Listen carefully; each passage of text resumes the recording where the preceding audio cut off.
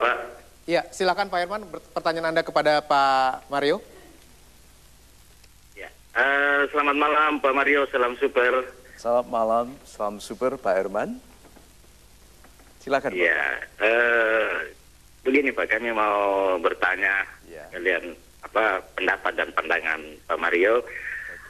Kira-kira bagaimana orang yang terlalu idealisme dalam mereka menjalankan hidup dibandingkan dengan kenyataan yang mereka hadapi, biasanya kan tidak sejalan begitu. Super sekali Pak.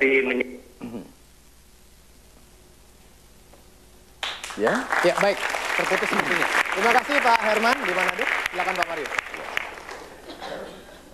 menjadi idealis itu tidak apa-apa asal Anda tidak lepas dari kenyataan. Karena banyak orang hidup di dalam standar-standar terbaiknya, sehingga setiap hari dia marah.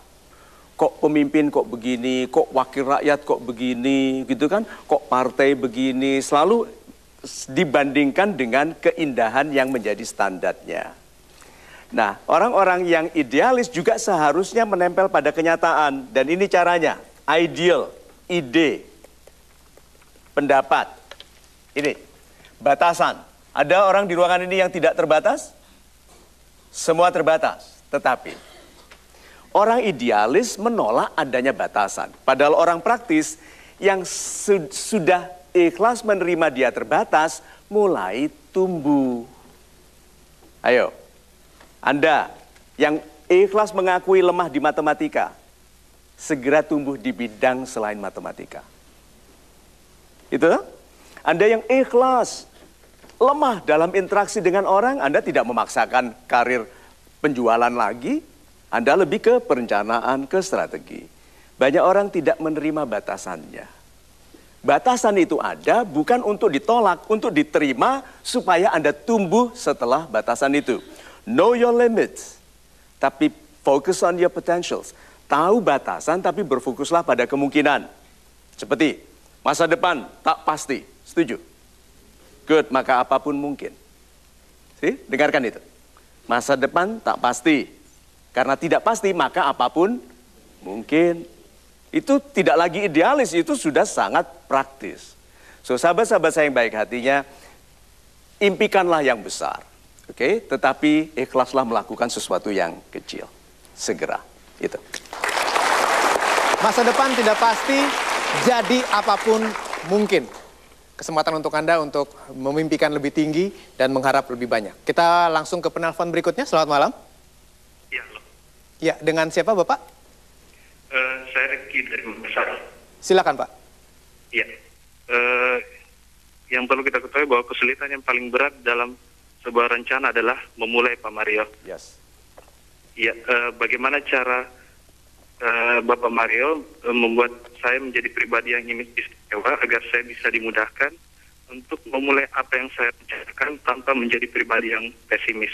Salam super Pak Mario. Super Salam sekali. super Pak. Yuk, saya jawab cepat sekali. Cara terbaik untuk mulai adalah mulai. Jangan pakai rencana-rencana lagi, membuat panitia penentu awal, panitia penentu akhir, gitu, rapat koordinasi, raker, rapat kerja. Berarti selama ini rapatnya tidak kerja.